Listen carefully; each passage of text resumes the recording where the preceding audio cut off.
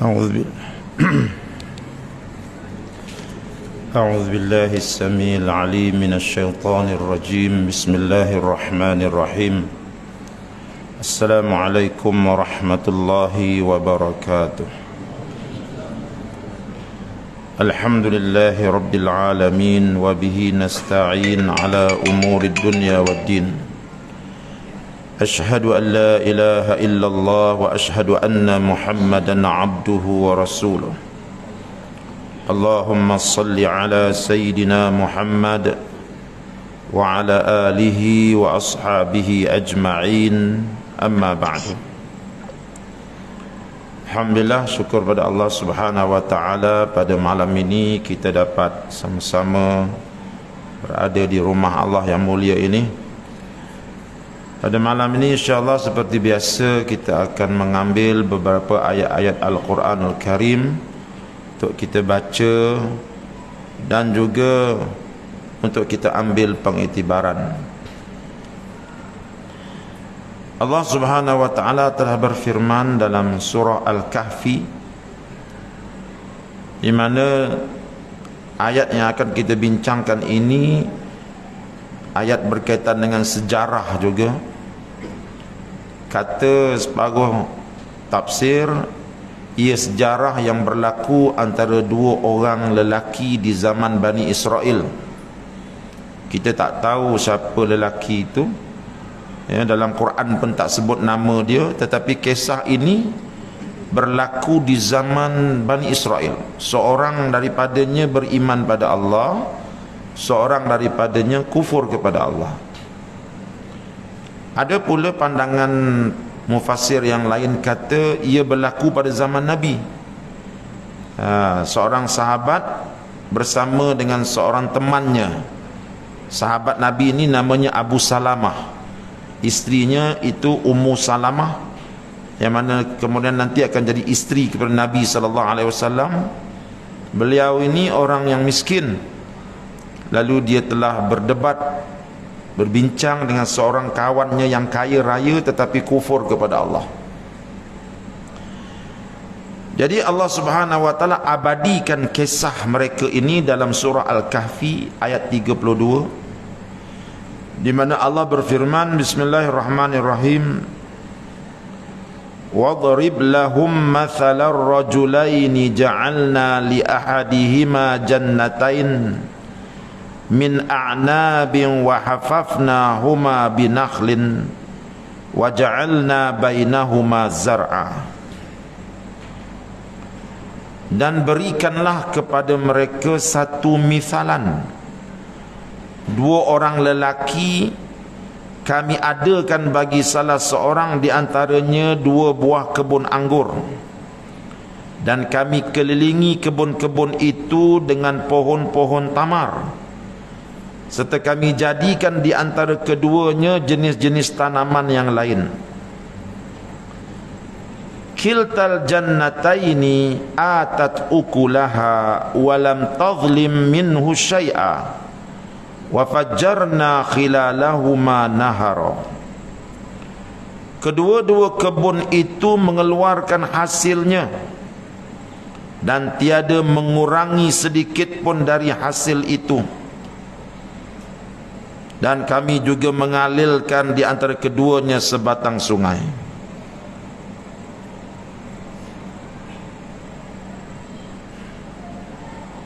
Wa kana lahu thamarun faqala li sahibihi wa huwa yuhawiruh ana aktsaru minka mala wa azzu nafara.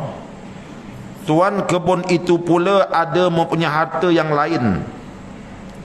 Lalu berkatalah ia kepada rakannya semasa ia berbincang dengannya, aku lebih banyak harta daripadamu dan lebih berpengaruh dengan pengikut-pengikutku yang ramai.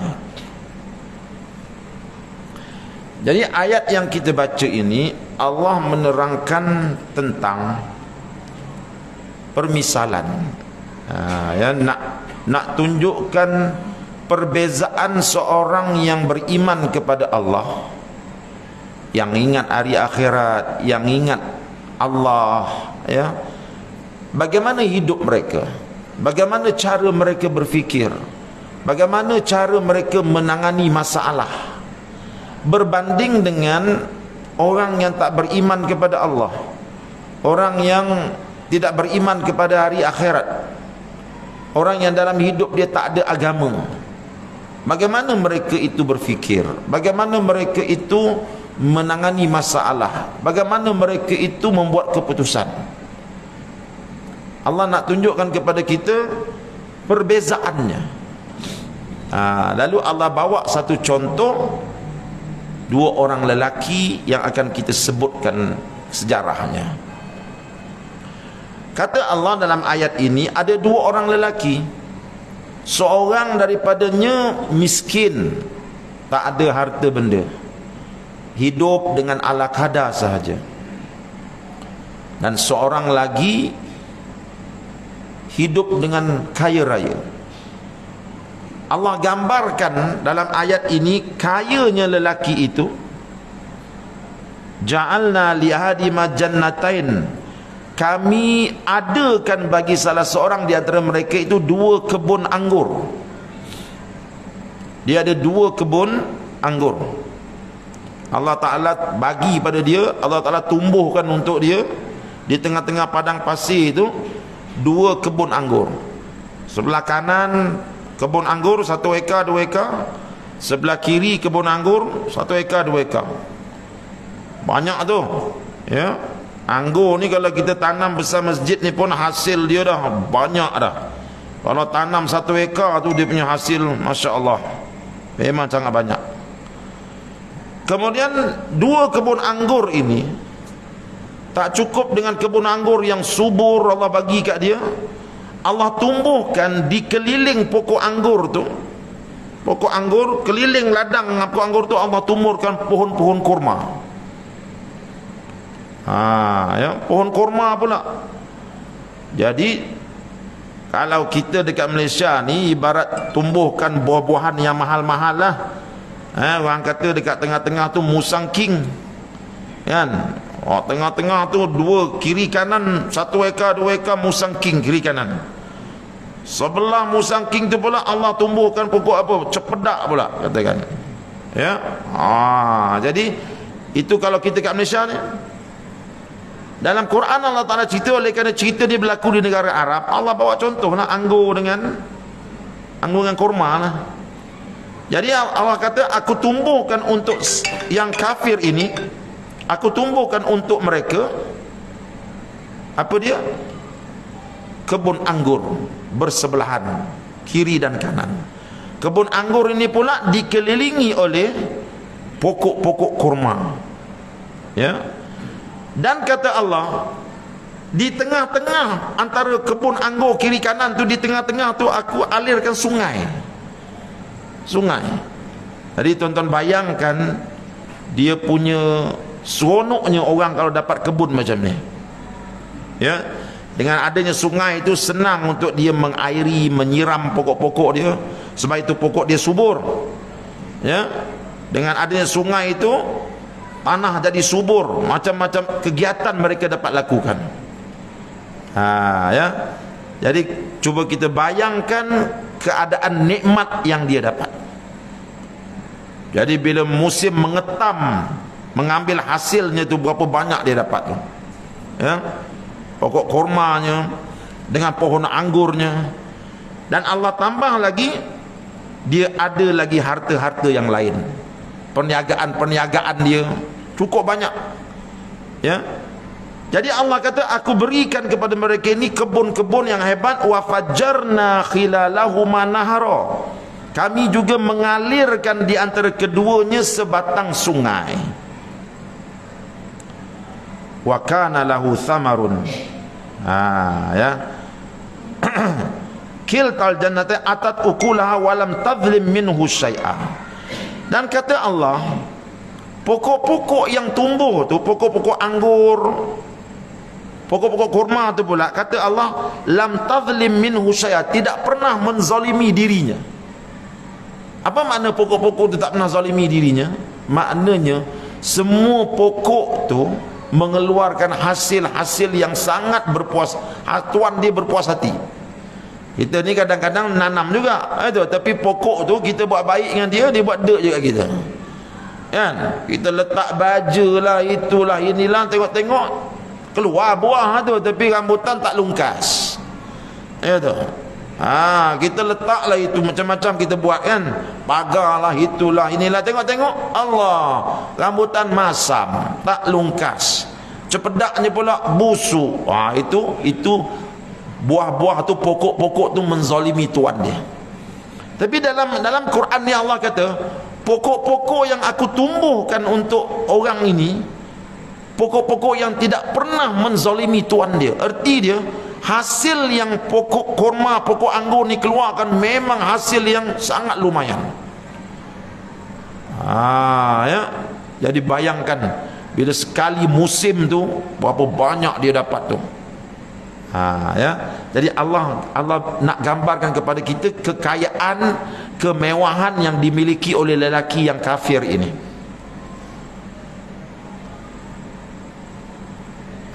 Wa kana lahu thamarun, dan dia ada harta yang lain pula.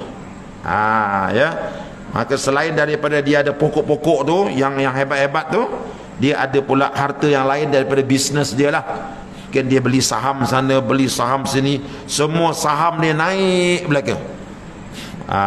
Jadi kaya raya dia. Jadi bila dia ni kaya raya, bila dia jadi kaya raya,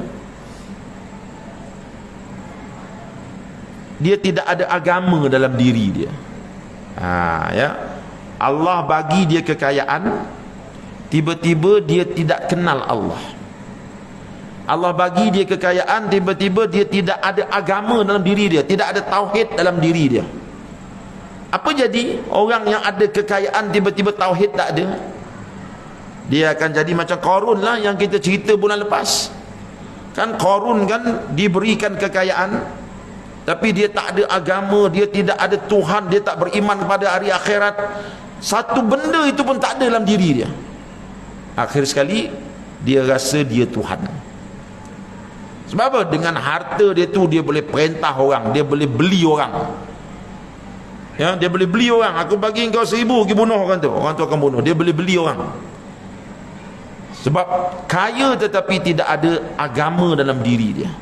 Begitu jugalah lelaki ini.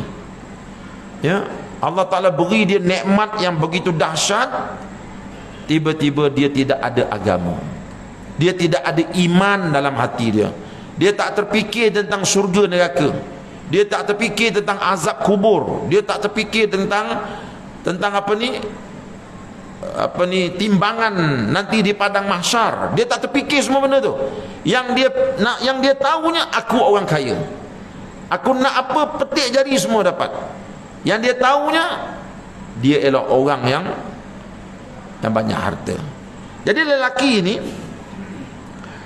faqala li sahibihi wa huwa yuhawiruhu, lalu berkatalah ia kepada rakannya semasa ia berbincang dengannya. Jadi si kaya ni, kata Allah, bila dia rasa dia kaya, satu hari dia yuhawiruhu. Yuhawiruhu ni dalam kitab terjemahan ni dia kata berbincang. Yuhawiruhu ni dalam bahasa Arab artinya dia berdebat. Aku cakap gini, engkau cakap gini, berbalas-balas cakap. Itu panggil muhawarah. Tujuan dia apa ni? Tujuan dia nak bermegah-megah dengan kekayaan dia. Jadi kawan dia ni orang miskin, dia kata, mai sini, aku nak cakap dengan kau sikit. Nak cakap dengan kau sikit. Kau tahu tak hari ni aku makan apa? Aku makan pizza hari ni. Kau makan apa? Kau mesti makan sambal belacan dengan nasi putih kan? Hari ni aku, kau tahu tak? Dia cerita dia punya kemewahan. Malam tadi aku duduk hotel 5 bintang. Satu bilik tu semalam harga dia dekat-dekat 5,000 aku duduk. Makan, seronok lah kita makan. Kawan dia miskin tadi, lele, hailio. Memang tujuan dia cerita tu nak menyakitkan hati si miskin ini. Nak menunjukkan bahawa aku ni orang kaya, engkau orang miskin. Nampak tak ya? Jadi dia jumpa kawan dia, Dia nak sakiti kawan dia dengan kekayaan dia. Apa kata dia? Dia kata, ana aktsaru minka malan wa azzu nafara. Aku lebih banyak harta daripadamu dan lebih berpengaruh dengan pengikut-pengikutku yang ramai. Dia kata apa? Kawan, aku lebih kaya daripada engkau. Ya, nampak tu? Dia punya megah dia, dia punya sombong dia, dia punya takabur dia. Dia boleh beritahu dekat orang miskin ni, engkau apa ada? Kau tengok kekayaan aku, kau tengok kereta aku, tengok rim kereta aku berkilat tu, tengok rumah aku besar tu, engkau apa ada? Duduk rumah pun pintu pun nak tumbang. Tengok kereta aku. Begitulah lebih kurang. Dia cuba nak membanding-bandingkan kekayaan dia dengan kemiskinan kawan dia. Tujuan dia apa? Untuk mengecil-ngecilkan si miskin tadi, dan untuk bermegah-megah dengan kekayaan dia. Ya, saya baca setengah tulisan para ulama tafsir di abad ini. Dia kata samalah, separuh orang dia pergi luar negara, dia balik, dia tahu kawan-kawan dia semua orang miskin. Aku semalam dekat Washington, dekat sana makan restoran ni, sekali makan 1,000 lah makan. Dia hidang, aku pergi sana, aku pergi sini. Orang miskin ni dengar dia terkebir-kebir biji mata. Kalau dia cerita tu, bulan depan kalau aku pergi, aku bawa kau pula, itu tak apa tu. Tapi sekadar nak beritahu, aku ni orang kaya. Tengok, aku boleh pergi, aku umrah. Kau tahu tak, aku buat umrah. Dekat aku pergi umrah, aku tak main lah umrah-umrah hotel jauh-jauh ni. Aku duduk hotel aku, hotel aku jalan 2 tapak dah tengok Kaabah dah. Tapi harga dia mahal itu sekadar 50,000 tak cukup kena 1,000, kena 100,000. Aku biasa je 100,000 tu. Dia cerita, dia berbangga dengan kemewahan dia. Ya, saya ingat lagi pesanan Tok Guru saya. Kata, engkau jangan pecahkan hati orang miskin, Mat. Macam mana Tok Guru? Engkau makan sedap-sedap kat kedai tu, orang miskin lalu dengan anak dia. Ya, dia nak beli tak ada duit, jadi engkau tunjuk kau makan sedap-sedap ke dia. Terus mana kita ada tunjuk Tok Guru? Memang kau tak tunjuk, tapi bila dia lalu tu, dia nampak engkau makan sedap. Anak dia kata, mak nak macam tu lah. Dia tak mampu nak belikan untuk anak dia. Kau tahu tak terhirisnya hati orang miskin tu. Saya tak percaya masa tu bila Tok Guru kata, bila terkena atas batang hidung sendiri, tuan-tuan, Allahu Akbar. Ya, terkena atas batang hidung sendiri. Ya, ingat masa duduk di Syria, masa mengaji dulu, tuan-tuan, suami isteri. Ya, saya ingat lagi, kasut saya, tali kasutnya dah putus, benang-benang kasut tu semua dah putus, terpaksa ikat dengan tali rapia. Sebab duit nak guna bayar yuran pula. Isteri mengaji, saya pun mengaji. Kan kalau beli kasut baru korang, macam mana pula nak makan, yuran macam mana pula. Akhir sekali saya ikatlah kasut saya dengan tali rapia. Musim salji tu, pijak salji tu, Allah, dia punya sejuknya, tuan-tuan, atas tu. Rumah atas bukit. Pelajar Melayu tak duduk situ. Pelajar Melayu kata, Ustaz, apa duduk sini? Ini tempat orang miskin ni. Dia kata, engkau tak apalah, engkau duit banyak. Itu aku anak yatim, bapak mana ada. Tak apalah, aku duduk atas bukit. Bila duduk dengan dia orang, dia cerita, semalam kita makan kabab. Dia tak cerita kat saya, tapi dia cerita kat kabab semalam tu sedap. Rasa dia, kita ni nak beli tali kasut tak ada duit. Ketika tu baru saya terkenang cakap Tok Guru saya. Betul lah, masa tu terhiris hati. Bukan kawan saya niat nak sakiti saya, tak ada. Dia bercerita sama-sama dia, tapi bila saya dengar tu, terhiris hati. Baru saya faham apa kata Tok Guru saya. Tu dia kata, kalau kau nak makan juga kat luar, pergi makan kat restoran gelap, supaya bila orang miskin lalu, dia tak nampak kau makan. Nanti terhiris hati dia. Ini lelaki ni yang diceritakan dalam Quran ni, dia sengaja nak hiris hati orang miskin. Orang miskin ni, dia dalam miskin, nak beli apa benda tak dapat, kita pergi cerita pula kemewahan kita dekat dia. Lagilah dia rasa sedih, dia rasa dia paling malang. Anak dia pula ada dekat sebelah ni, mungkin anak dia terasa ini bapak aku tak berguna ni, tengok kawan aku bapak dia macam-macam boleh ada, bapak aku tak berguna, macam-macam benda boleh berlaku. Ya. Gitu. Jadi dia kata kat kawan dia, aku lebih kaya daripada kau. Kau apa dia? Dan oleh kerana aku ni lebih kaya daripada kau, aku ada banyak kawan-kawan. Tengok kawan-kawan aku. Memanglah bila kaya ramai orang nak kawan dengan dia. Engkau siapa nak ikut kau? Semut pun tak nak ikut kau. Itu. Duit pun tak ada, tengok aku. Segala orang ikut aku, tengok. Nampak tuan? Orang kaya tetapi tidak ada keimanan kepada Allah. Ya, itu cerita dia. Kemudian dia bawa kawan dia, wa dakhala jannatahu wa huwa zalimun li nafsihi qala ma adhunnu an tabida hadhihi abada. Dan ia pun masuk ke kebunnya bersama-sama rakannya, sedang ia berlaku zalim kepada dirinya sendiri dengan sebab kufurnya, sambil ia berkata, aku tidak fikir kebun ini akan binasa selama-lamanya. Dia pun bawa kawan dia masuk kebun tu. Masa dia masuk kebun tu, Allah kata apa? Dia masuk kebun dalam keadaan dia menzalimi dirinya. Ayat ni payah nak faham. Apa maksud dia masuk kebun dalam keadaan dia menzalimi dirinya? Salah ke masuk kebun? Itu tak salah itu. Tetapi mengapa Allah kata dia masuk kebun tu dalam keadaan dia menzalimi dirinya? Kata ulama tafsir, cuba tengok apa yang dia akan ucapkan bila dah masuk dalam kebun tu. Bila dia masuk dalam kebun tu, dia mula mengucapkan perkataan-perkataan yang kufur kepada Allah. Apa perkataan tu? Cuba tengok. Qala ama adhunnu an tabida hadhihi abada. Sedang ia berlaku zalim kepada dirinya sendiri dengan sebab kufurnya, sambil ia berkata, aku tidak fikir kebun ini akan binasa selama-lamanya. Tengok. Ini perkataan kufur yang dia ucapkan. Apa dia kata? Dia masuk kebun tu, dia kata, teman, aku ni orang kaya. Apa yang aku ada ni, pokok-pokok ni, dia takkan binasa. Sampai bila-bila pun aku akan dapat hasil dia. Dia bercakap tentang kerja siapa? Itu kerja Allah tu. Sama ada buah dia akan berbuah lagi, tak berbuah lagi, itu kerja Allah. Itu. Sama ada kebun dia tu akan kekal tak kekal, itu kerja Allah. Dia kena ingat kebun dia kiri kanan tengah-tengah tu sungai, kena Allah hantar kepala air. Itu 1 minggu sampai 5 kali kepala air datang, takkan hancur pokok anggur dia? Allah boleh buat.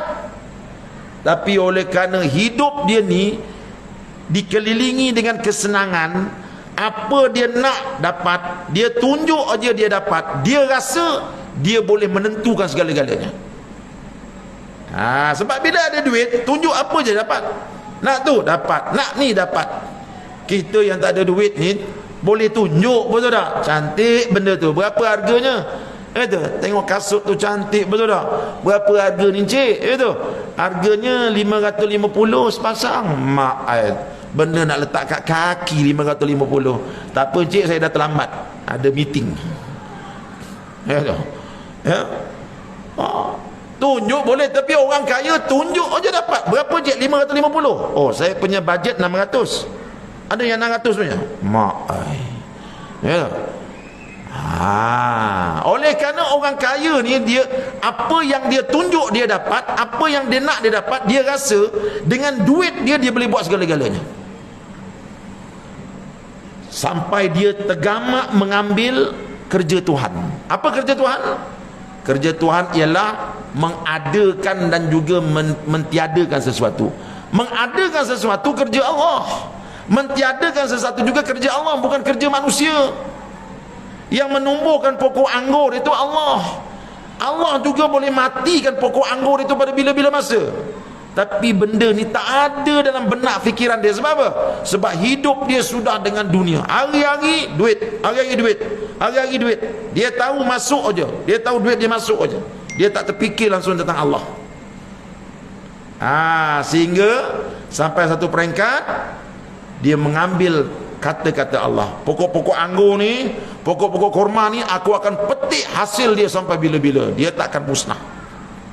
Kawan dia yang beriman tadi pun dengar cakap dia, rosak dia ni, rosak dia ni, ya, dia dah mula kufur pada Allah ni, ini syirik ni, apa yang disebut ni. Tapi kawan dia dengar dulu, nak tengok apa lagi penyakit yang ada pada dia.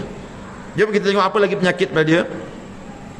Wa ma adhunnu sa'ata qa'imatan wa la in ruditu ila rabbi la ajidanna khairam minha munqalaba. Dan aku tidak fikir hari kiamat akan berlaku, dan kalaulah aku dikembalikan kepada Tuhanku sebagaimana kepercayaanmu wahai teman, tentulah aku akan mendapat tempat kembali yang lebih baik daripada ini. Apa kata dia? Aku yakin hasil pokok ni aku akan petik pada bila-bila masa, sampai bila-bila. Sebab apa? Sebab aku takkan musnah, kebun-kebun ni juga takkan musnah. Aku akan kekal abadi atas muka bumi ni. Dia rasa dia boleh kekal. Dia lupa bahawa berapa ramai dalam kampung tu orang tua-tua dah tak ada. Mana ada manusia yang boleh kekal. Tetapi oleh kerana dia dikelilingi dengan kekayaan, apa dia nak dia dapat. Dia rasa dengan duit dia tu dia boleh kekal duduk atas muka bumi ni. Sehingga dia berani sebut, aku akan kekal tidak akan mati, kebun aku akan kekal tidak akan musnah. Dan kalaupun berlaku kiamat, ikut kata engkau kata ke aku itu kiamat ada ya. Kalau kiamat tu berlaku wahai si miskin, aku yakinlah Tuhan akan masukkan aku dalam tempat syurga yang paling tinggi. Sebab apa? Sebab atas dunia dia dah bagi aku kaya, akhirat pun aku kaya. Oh, tengok itu kerja Tuhan dia ambil. Ya, dia ingat atas dunia ni dia duduk atas emas, maka di akhirat besok dia duduk atas emas. Itu juga kerja Allah, bukan kerja dia. Ya, tetapi itulah tuan-tuan, bila manusia itu sudah hidup dengan kekayaan tetapi tidak dibimbing dengan agama, akhir sekali iman dia tercabut, agama tercabut, dan dia akan ambil kerja-kerja Tuhan. Ini yang sangat bahaya. Ya, ini sangat bahaya. Sebab itu kita tuan-tuan dalam agama kita ajar kita. Ajar apa? Ajar kita pertama sekali jangan berbangga dengan diri. Itu yang dihalang kita, dilarang kita daripada bersifat dengan ujub. Jangan bersifat dengan ujub, jangan bersifat dengan sombong, jangan bersifat dengan takabur. Ya, dapat apa benda pun, ingat itu bukan daripada kita, itu semua daripada Allah. Apa juga kita dapat, sama ada nikmat, sama ada ketaatan, semua datang daripada Allah, bukan daripada kita. Allah sebut dalam Quran, Allah beritahu kepada para petani yang padi dia menguning dekat sawah tu, a antum tazra'unahu am nahnu zari'un. Wahai petani, kamu besok nak petik padi ya, nak ketam padi ya, aku nak tanya kamu, apakah kamu yang menumbuhkan padi ni ataupun aku yang tumbuhkan? Para petani kata engkau ya Allah. Ya, sebab apa? Sebab petani dia tahu dia hanya boleh semai benih padi aja. Dia semai kat tapak semayan tu. Bila semai itu hanya Allah saja yang boleh tumbuhkan benih itu. Ya, dia tak boleh tarik, dia tak boleh semai padi kemudian dia tarik tumbuh padi, tak boleh. Dia semai dia balik lah. Allah saja yang boleh tumbuhkan. Lalu Allah tumbuhkan benih padi itu naik dekat tapak semayan. Daripada tapak semayan tu tengok dah gagah sikit, mereka pindahkan ke bendang. Sampai kat bendang tu, siapa nak besarkan padi tu? Allah lah yang membesarkan. Padi itu pun dah kuning masak, tinggal hari nak petik aja, tinggal hari nak diketam. Ya, siapa boleh selamatkan padi itu daripada musuh-musuh? Allah boleh gerakkan tikus-tikus yang datang daripada bukit-bukit sebesar apa? Sebesar kucing, datang pergi makan padi dia setengah jam, 1 ekar habis dia makan. Allah boleh buat. Tapi Allah kata aku tak buat begitu. Aku suruh tikus-tikus tu duduk elok-elok dalam bukit, jangan serang pakcik ni. Sebab itu bila kau ketam padi tu, kau dapat hasil dia. Siapa punya? Siapa bagi? Engkau ya Allah. Sebab apa? Sebab daripada mula tumbuh padi, petani tak ada hubungan apa-apa. Hubungan dia hanya semai saja. Lebih itu semua kerja Allah. Sebab itu bila kita dapat apa-apa nikmat, kita tidak boleh nisbahkan nikmat itu aku dapat kerana kepandaian aku, aku dapat kerana kehebatan aku. Itu semua kurniaan Allah. Kerana itu tidak ada pemilikan mutlak di dalam Islam. Ya, tak ada ini saya punya, tak ada. Dalam Islam dia tak ada macam tu. Ini Allah punya, dia bagi pinjam kat saya. Besar rumah Din, ini Allah punya, dia bagi pinjam kat aku. Dalam bank berapa ada? Adalah dalam 3-4 bilion ada lah gitu. Tak banyak duit aku. Ya, engkau punya duit? Bukan, Allah punya, dia bagi aku pinjam, dia bagi aku pegang jaga, tu je. Apa bukti? Buktinya Allah kata duit aku tu 2.5% kau bagi kat orang miskin, keluarkan zakat. Allah arah macam tu je.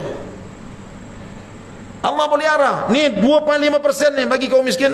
Aku pernah ambil 2.5%, aku bagi kau miskin. Asal kau bagi dia? Dah duit Allah, aku megang aja. Betul, dia minta aku bagilah. Begitu pemilikan dalam Islam. Tidak ada pemilikan mutlak. Segala-galanya al-milku lillah. Pemilikan sempurna hanya ada pada Allah. Tak ada kepada kita. Ya, sebab itu orang mukmin dia takkan sombong bila dia ada kekayaan. Orang mukmin tidak akan bakhil kalau dia ada kekayaan, sebab dia tahu ini harta Allah punya, bagi pinjam dekat dia. Bila suruh zakat, zakat. Bila sedekah, sedekah. Allah punya.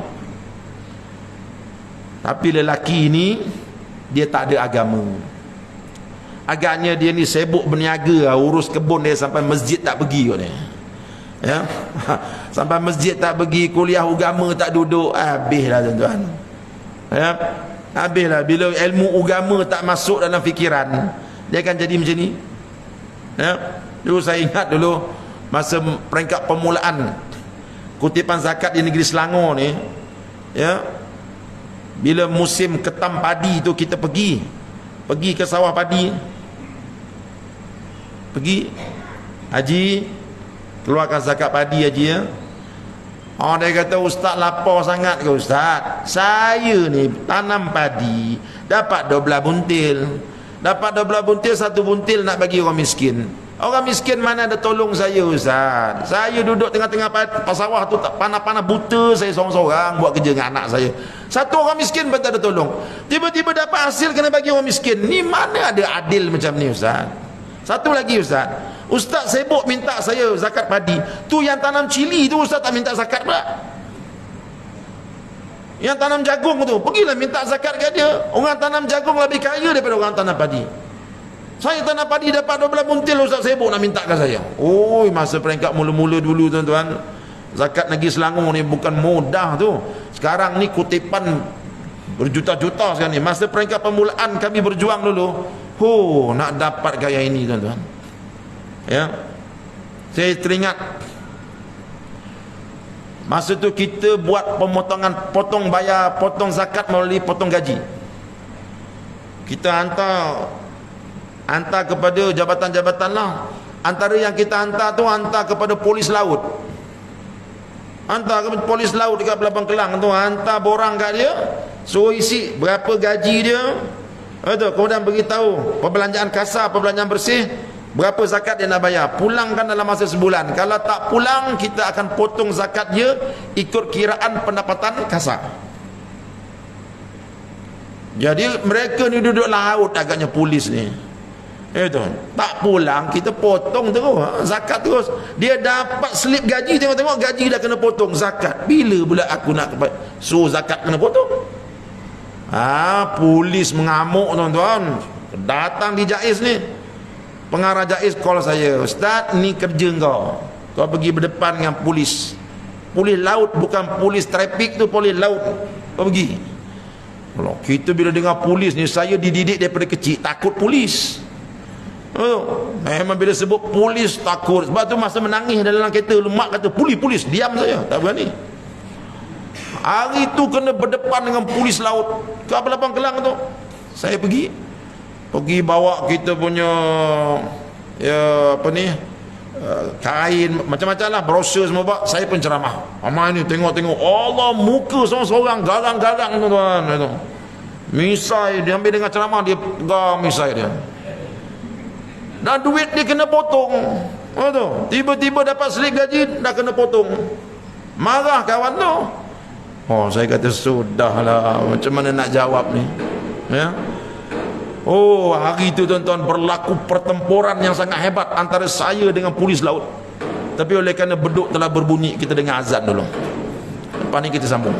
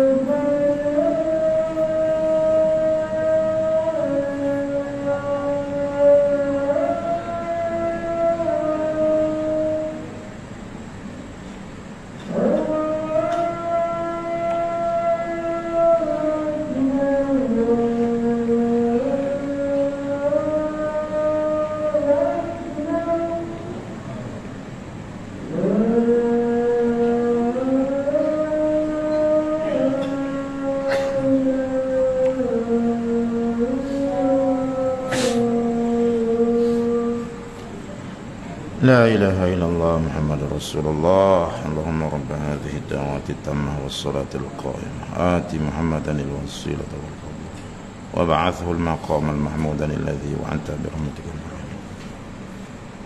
Jadi berlakulah penerangan dalam majlis tersebut, dan alhamdulillah dalam penerangan itu ketua polis tu bangun. Dia kata, Ustaz, kalau beginilah zakat, kami baru faham.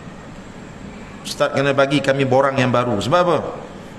Jumlah zakat yang Ustaz tolak daripada gaji kami ni sebenarnya sikit sangat. Saya nak tambah lagi tolakannya. Alhamdulillah, ya? Ini polis-polis yang beriman.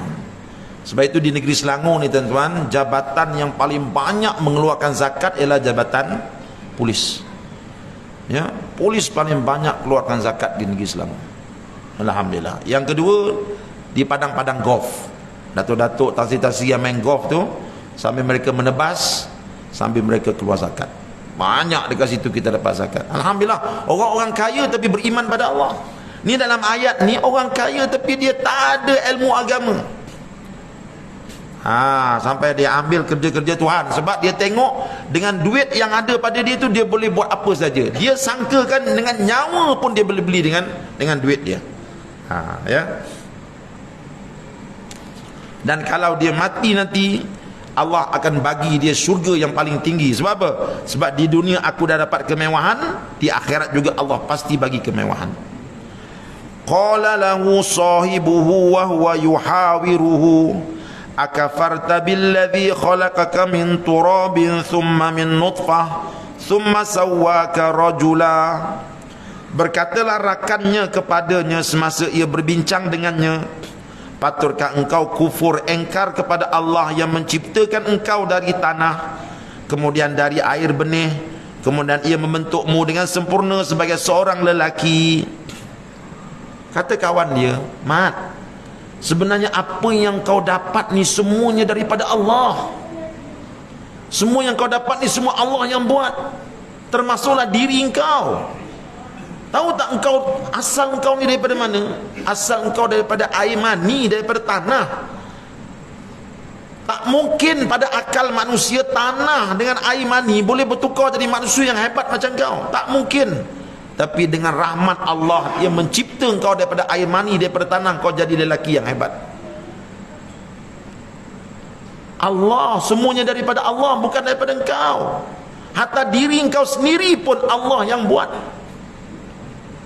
Oleh itu jangan engkau melawan Allah, jangan engkau tinggalkan Allah, jangan engkau sombong dengan kekayaan kau, sebab semua yang kau dapat ni daripada Allah.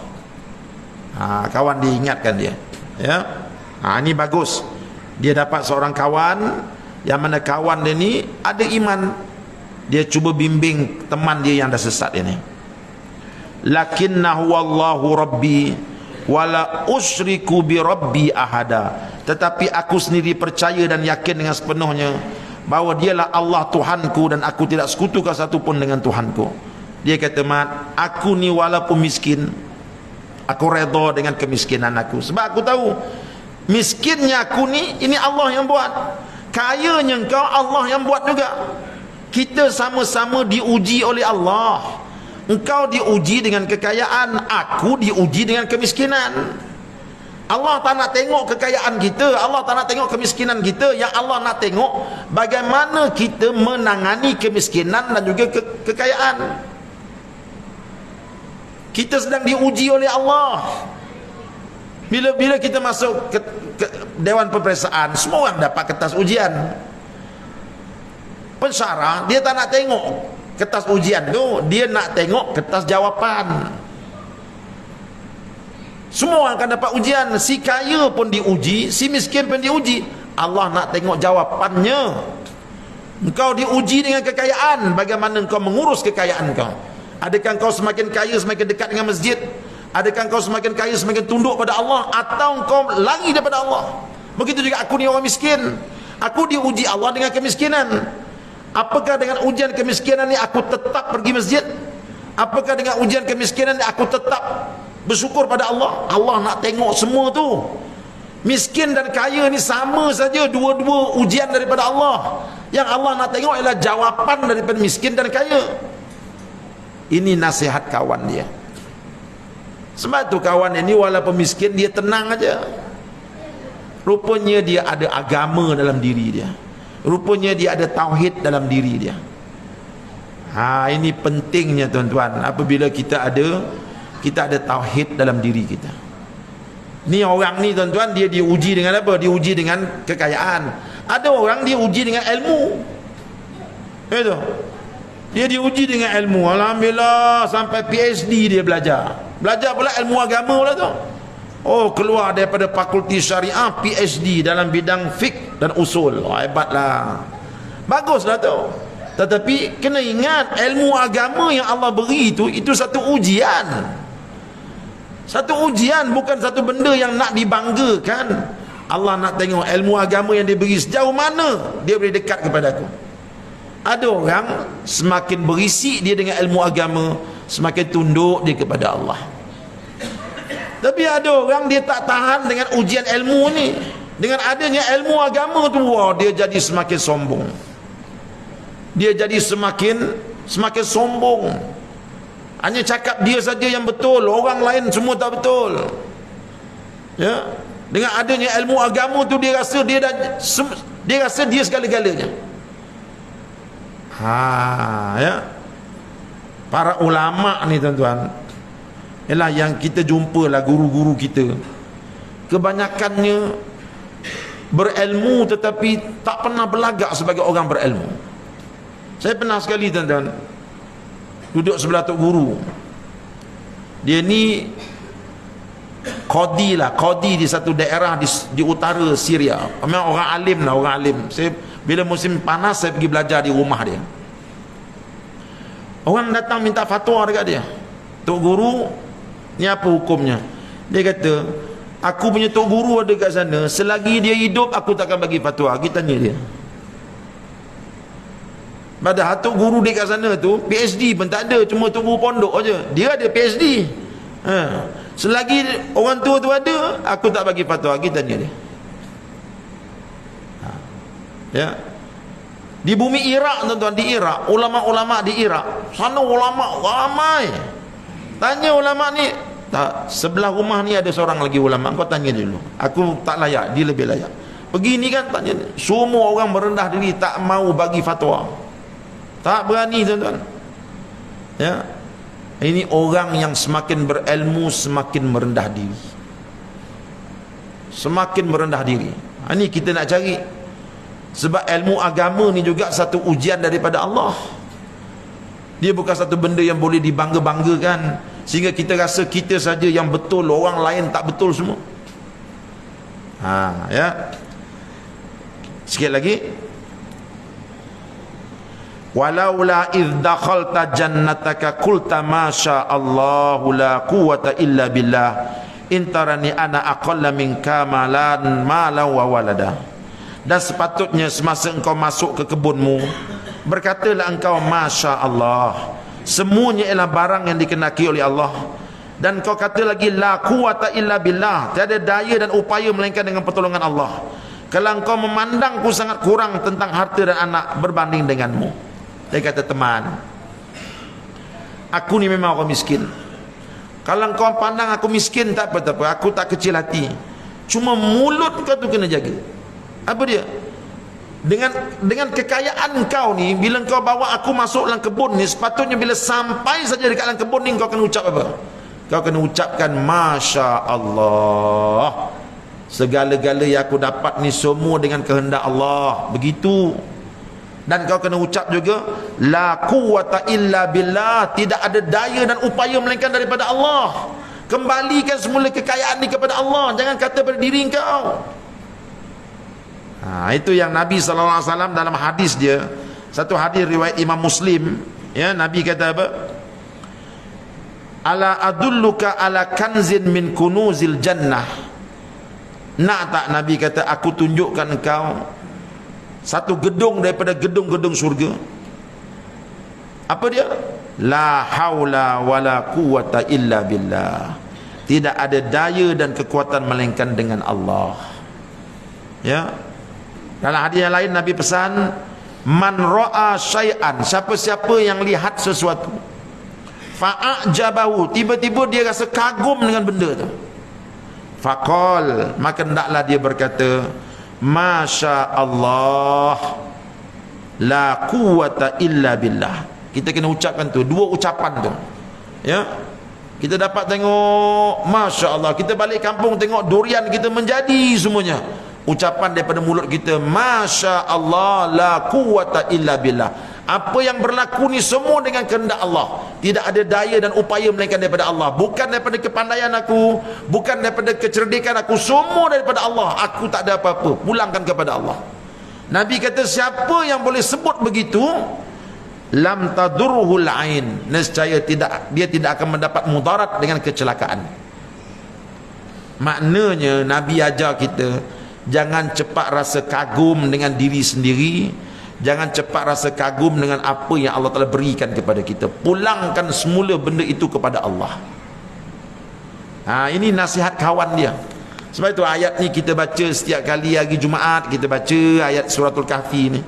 Ya, dalam suratul Kahfi tuan-tuan ada banyak cerita-cerita nasihat-nasihat untuk kita supaya kita dapat jadi mukmin yang baik. Ya, dan akhirnya panjang lagi nih.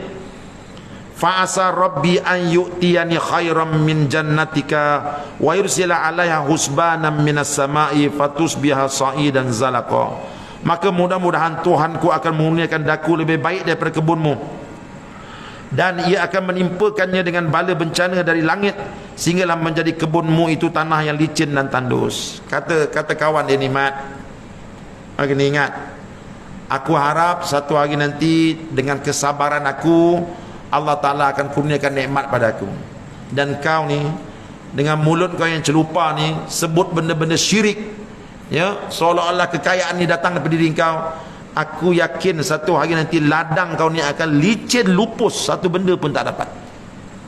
Ingat pesan aku.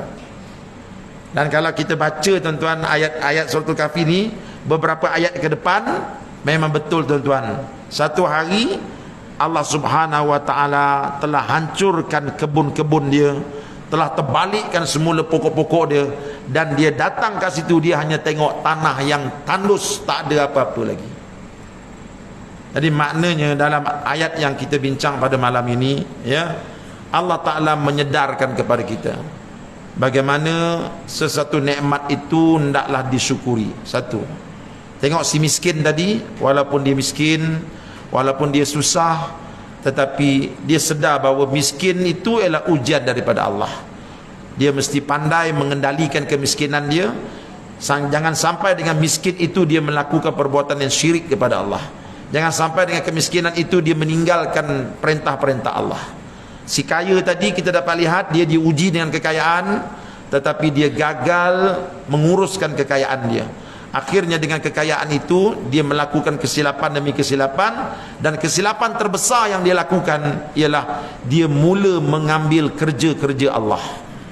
Ya, seperti dia kata apa, ladang ini tak akan musnah, aku akan dapat hasilnya sampai bila-bila.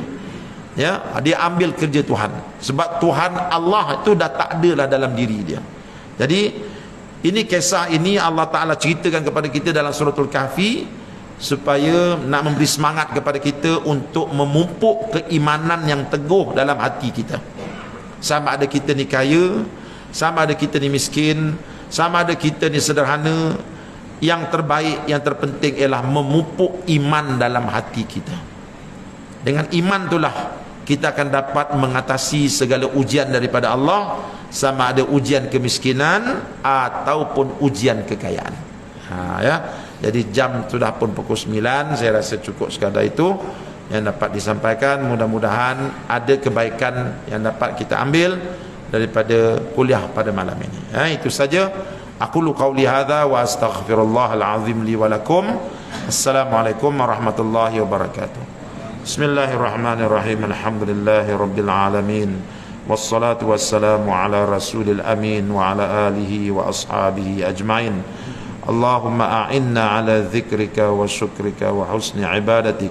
Allahumma nawwir qulubana bi nuri hidayatika kama nawwartal arda bi nuri syamsika abadan abada. Ya Allah, terangkanlah hati kami dengan cahaya hidayah darimu, seperti mana Kau telah terangkan dunia ini dengan cahaya mentarimu. Rabbana atina fid dunya hasanah wa fil akhirati hasanah wa qina azabannar. Walhamdulillahi rabbil alamin.